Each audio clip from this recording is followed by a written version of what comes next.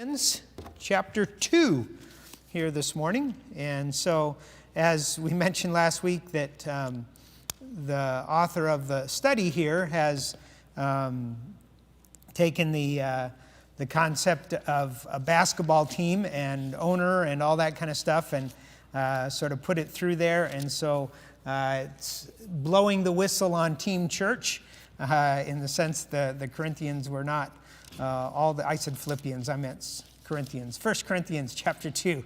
I'm sorry. I'm back about 3 weeks. What's that?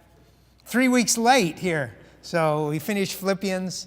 I don't know why that was on my mind because I haven't been to Philippians this morning. But so anyway, so we'll head into chapter 2, 1 through 16 here, and it's called the Team Playbook.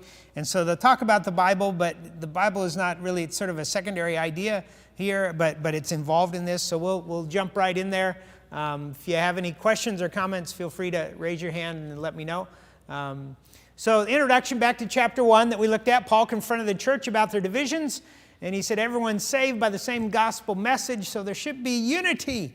You know, that's really a core issue there.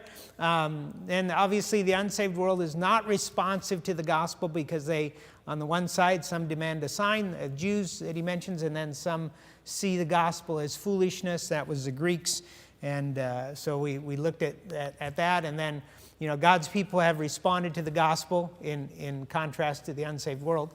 And they've recognized the Lord Jesus as the power of God and the wisdom of God and that transformation. And so as we come now to chapter 2, I'll just sort of summarize. Paul will recall the powerful impact of his initial visit there to Corinth with the gospel and not with worldly wisdom.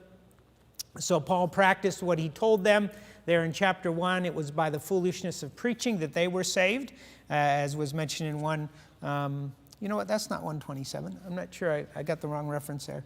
121 it should be.